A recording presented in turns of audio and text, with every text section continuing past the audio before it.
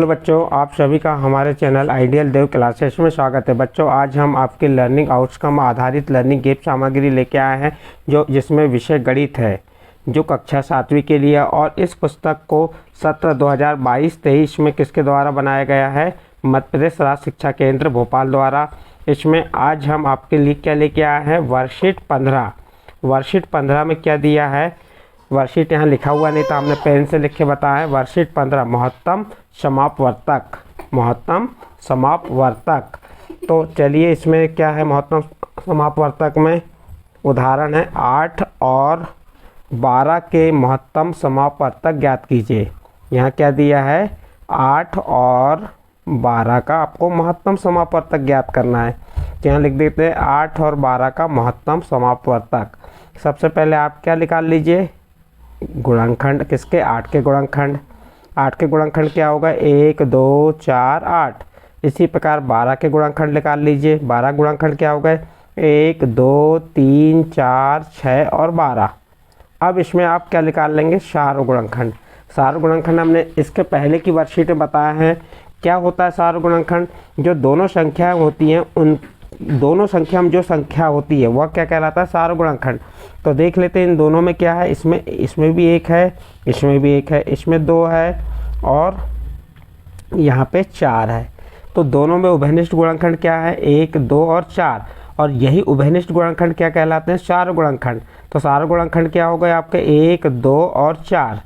वे गुणनखंड जो दोनों में कैसे रहते हैं? उभयनिष्ठ रहते हैं, वो क्या कहलाते हैं? सार गुणनखंड। तो ये सार गुणनखंड हो गए आपके। आपने क्या ज्ञात कर ली? सार गुणनखंड। अब इसमें 4 सबसे बड़ा गुणनखंड है। ये 4 क्या है? सबसे बड़ा गुणनखंड है। ध्यान देना यहाँ पे आप। 4 क्या है? सबसे बड़ा गुणनखंड है, जिसे अपवर्तक क्या कहते हैं? गुणनखंड को बड़ा गुणनखंड क्या कहते हैं? अपवर्तक है। अतः 8 और 12 का महत्तम समापवर्तक 4 होगा। महत्तम समापवर्तक कौन सा कहलाता? सबसे बड़ा सार गुणनखंड। जो आप सार गुणनखंड निकालेंगे उसमें सबसे बड़ा जो सार गुणनखंड आएगा वही क्या कहलाएगा? उन दोनों संख्याओं का महत्तम समापवर्तक। तो आया समझ में यहाँ पे आप लोगों को? क्या करना है आपको? 8 के गुणनखंड निकालना, 12 के गुणनखंड। फिर इनमें जो उभयनिष्ठ है वो क्या कहलाएंगे? सार गुणनखंड। सार गुणनखंड जो आएंगे, उन सार गुणनखंडों में जो सबसे बड़ी संख्या है, वह क्या है? सबसे बड़ा गुणनखंड है, सार गुणनखंड है, वही क्या कहलाएगा? महत्तम समापवर्तक। इस प्रकार उदाहरण आपका कंप्लीट हुआ। नेक्स्ट उदाहरण देखते हैं। नेक्स्ट उदाहरण क्या दिए? अब अभी किससे बताया था हमने महत्तम समापवर्तक निकालना? गुणनखंड से। गुणनखंड द्वारा कैसे निकाला जाता है। लेकिन अगले उदाहरण में और हमें कैसे निकाल सकते हैं महत्तम समापवर्तक, उसके बारे में बताया गया है। देखिए यहाँ पे आप देख सकते हैं, अभाज्य गुणनखंड द्वारा 18 और 24 का महत्तम समापवर्तक ज्ञात कीजिए। किसके द्वारा कह रहा है ये? अभाज्य गुणनखंड। इसके पहले हमने गुणनखंड द्वारा आपको महत्तम समापवर्तक निकालना बताया था। यहाँ पे क्या कह रहा है? अभाज्य गुणनखंड द्वारा 18 और 24 का महत्तम समापवर्तक ज्ञात कीजिए।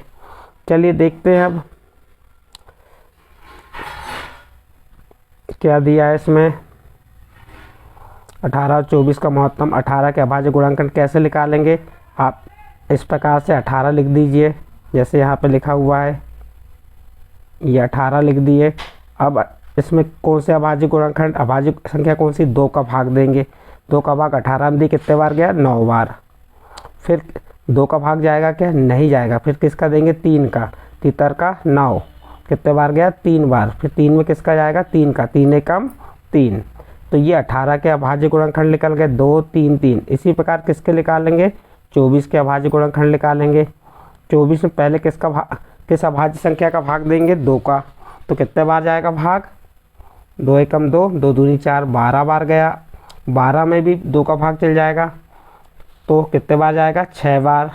और फिर 2 का भाग 6 में दी, कितने बार गया? 3 बार। और 3 का भाग 3 में दी, कितने बार गया? 1 बार।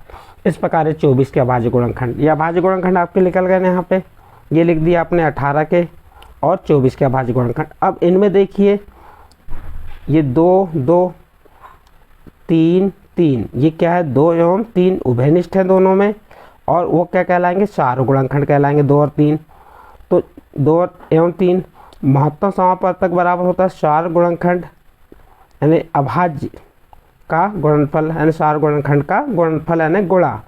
तो ये 2 और 3 का गुणा कर देंगे, 2 और 3 का गुणा क्या हो जाएगा, 6, 2 तिया 6।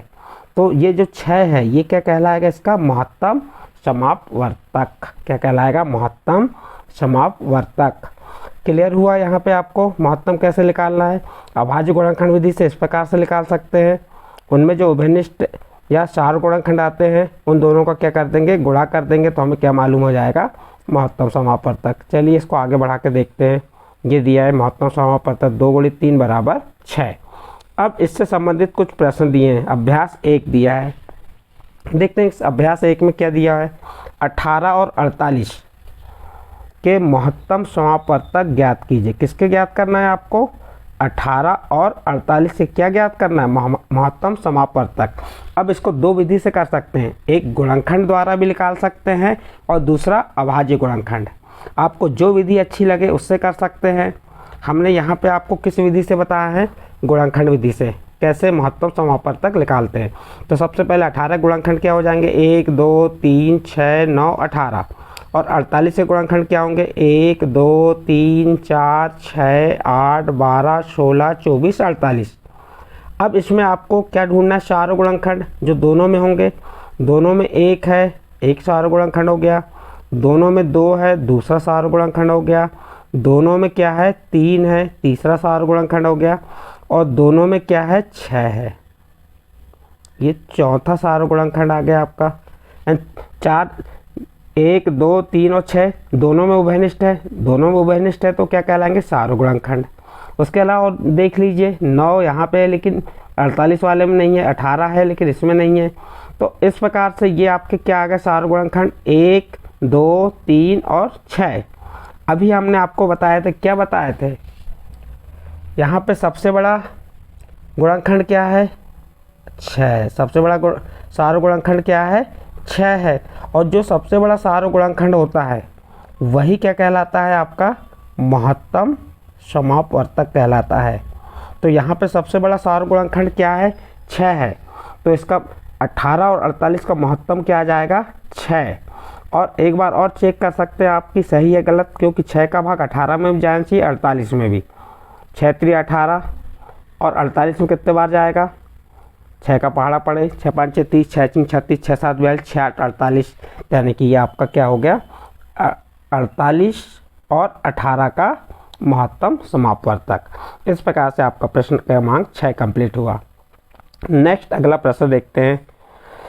यहाँ पे प्रश्न एक ही दिया था।